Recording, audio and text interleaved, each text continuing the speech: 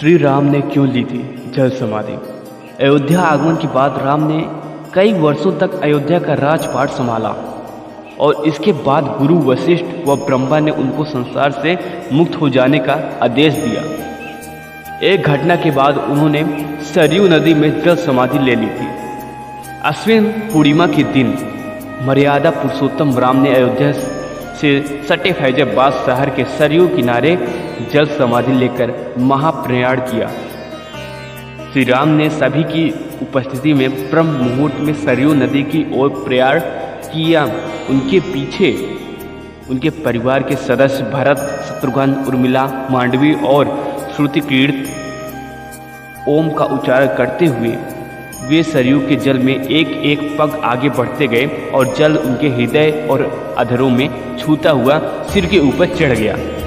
क्यों ली जल समाधि। यमराज यह जानते थे कि भगवान की इच्छा के बिना भगवान न तो स्वयं शरीर का त्याग करेंगे और न शेषनाग के अंश अवतार लक्ष्मण जी। ऐसे में यमराज ने एक चाल चली। एक दिन यमराज किसी विषय पर बात करने भगवान राम के पास आ पहुँचे। भगवान राम ने जब यमराज से आने का कारण पूछा तो यमराज ने कहा कि आपसे कुछ जरूरी बातें करनी है। भगवान राम यमराज को अपने कक्ष में ले गए। यमराज ने कहा कि मैं चाहता हूं कि जब तक मेरी और आपकी बात हो उस बीच कोई इस कक्ष में नहीं आए। यमराज ने अपनी बात को आगे बढ़ाते हुए कहा कि अगर कोई बीच में आ जाता है तो आप उसे मृत्युदंड देंगे। भगवान राम ने यमराज की बात मान ली और कहा, और यह सोचकर कि लक्ष्मण उनके सबसे आज्ञाकारी हैं, इसलिए उन्होंने लक्ष्मण जी को पहरे पर बैठा दिया।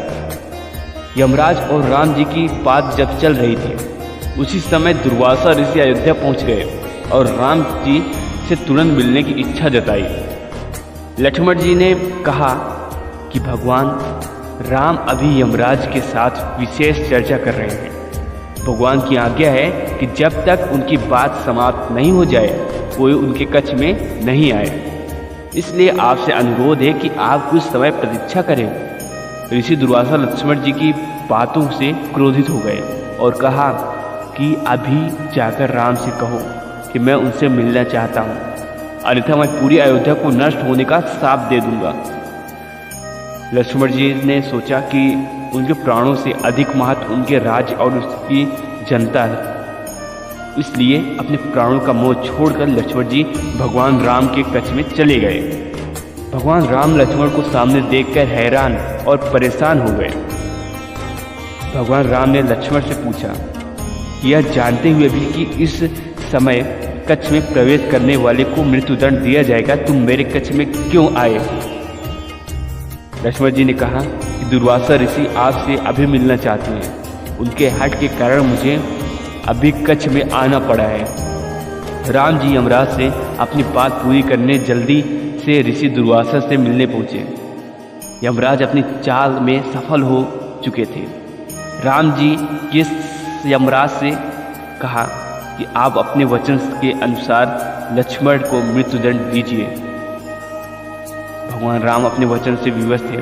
राम जी सोच में थे कि अपने प्राणों से प्रिय भाई को कैसे मृत्युदंड दिया जाए। राम जी ने अपने गुरु व वशिष्ठ जी से इस विषय में बात की तो गुरु ने बताया कि अपनों का त्याग मृत्युदंड के समान ही होता है, इसलिए आप लक्ष्मण को अपने से दूर कर दीजिए।